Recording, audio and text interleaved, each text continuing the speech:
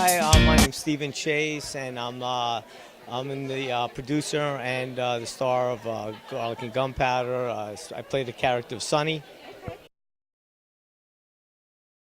It's about two wise guys who are in the mob work for this how would you say drug dealer in big city Ma, and basically the world's coming to an end and everyone's worried about it, and these two guys are just doing their job, and I don't want to give too much away, but yeah. But you're obviously playing one of the Yeah, guys. yes, one of the wise guys. Yeah, I'm Sonny, and Jimmy Duval plays Archie.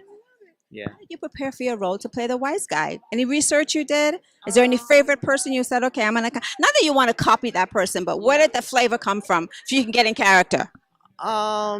You know what? It's comes kind of natural from coming from New York and Staten Island. Yeah, I've seen enough of them to know how they kind of would be, and it was I don't know how deep I really went. Um, I just I I would say that I prepare in real life. I It didn't. felt very organic to you. Yeah, it wasn't really. Yeah, it wasn't really a big stretch for me. I don't think it was just a lot of fun, a real lot of fun to play the character. It's a fun movie, and I really hope everybody enjoys it. If you can describe this film in 3 words, what would be the 3 words you would use to describe Garlic and Gunpowder? In 3 words, oh gosh, just hilarious. Just uh, funny. I mean, just laugh out loud. Thank you. Just Laugh. unbelievably laughing out loud. It's Laughing out loud. all fun movie. Well, thank you so much and congratulations. Appreciate it. Thank you very much, Joy. Now, Rick, as a producer, you probably got tons of things to read and to look at. What made you want to do this particular film? Well, we get quite a few. Steve, who's my partner and the star of it, we've been wanting to do a mob comedy that was a laugh out loud type. You know, the kind where you're watching it and you're smacking the person next to you. Some of it is a little wrong, but that's what makes it funny. If you can't laugh at yourself and if you can't laugh at stupid things, especially with the landscape of the economy and the world right now, then you're going to have a pretty rough time and go of it. The movie, it's been about 5 years in the process, 4 years, and it's had a couple different titles, a couple different storylines, but we always knew the outline we wanted to follow. And I got to tell you, Harrison did a great job taking the script, putting a polish on it, putting his touch to it. Steve and Jimmy did a great job. Felissa kills it as Ma.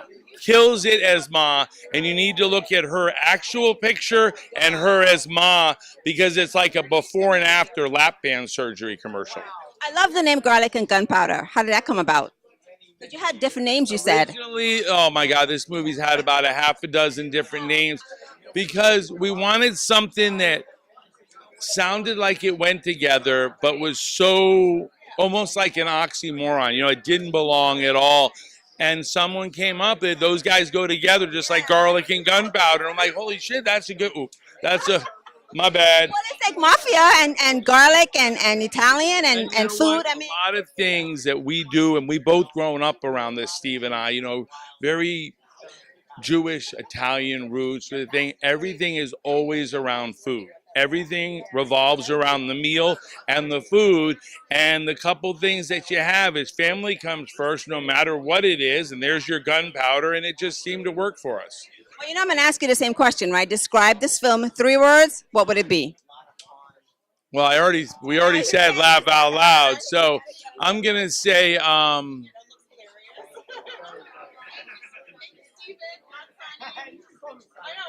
oh my God, now I'm at a loss for words. I would say funny and touching. Funny and touching, because you got a couple guys that are, wannabe wise guys that, they do the wrong thing, they act the wrong way, everything, and at the end you're rooting for them. And it's kind of like the underdog story. Who doesn't like an underdog story? Funny and touching. Thank you so much, and congratulations. Thank you very much. much fun did you have directing this? Because everybody seems so far to have such a great time, and they're laughing while they're talking to me. So I want to know. I hope everybody's laughing by the end. We had a great time. I mean, I've been doing horror for a while, so this is my 6th feature film, and this is my first comedy. And we're really excited. We laughed every day on set. I mean, truly. I mean, you hear these people say this stuff on interviews. We really did. It was a good time shooting it, and everybody was really sad when the movie was over. We had a blast. So how do you transition yourself, coming from the horror world, now you have to get into this whole other space. What kind of preparation did you do to get in that space to direct this film? It's a good question. I actually started, when I was a kid, I actually started doing comedies. Yeah, so for me, it wasn't much of it. I've always loved horror, but comedy is a lot of fun. And with this, Rick Finkelstein and Stephen Chase, the producers, came to me and said, do you want to do this? So I looked at the script. I gave the script a touch-up. I rewrote it, added some characters, changed some things, but kept the essence of the film. And we had a blast. I mean, it was just so much fun. So for me, the transition was pretty easy. When you're directing actors in comedy and you're looking at the pacing and the timing for them, did you come across any challenges in terms of what you needed to tweak? Did anything you needed to tweak, or was it all just this organic sort of thing that happened? Another really good question. These are really good questions. No, the answer is no. And the reason why is because we had an excellent cast. And these people, like, as a director, I love actors. So I want them to do their thing. So we got really lucky. We had Robin DiMartino, who was our casting agent, who really got behind a lot of the casting and said, oh, I really think this person, and I loved her ideas. Judy Tenuta is one of those, okay? And Judy is just right. And, you know, when Robin brought up Judy, I'm like, absolutely. So I was thrilled. I mean, that really helps when you get a good cast brought to you, and then they love the lines, they love the script, and here we are. It was easy. Yeah, it was. It was easy. One more question before you leave. I know when we do things in life, we're always learning something. What did you learn about yourself? If there was one thing that you could share with us that you learned doing this film, what would that be? Wow. I'm going to say I'm a problem solver. You know, instead of being a director on set screaming and yelling if something doesn't go right, the answer is, what are we going to do to fix this? Because we got to shoot. You know, we've got to get this done. So you can stand around and blame and go, oh, this didn't work. That's not getting the movie done. So, but I was a teacher for 15 years. So you solve problems before they start.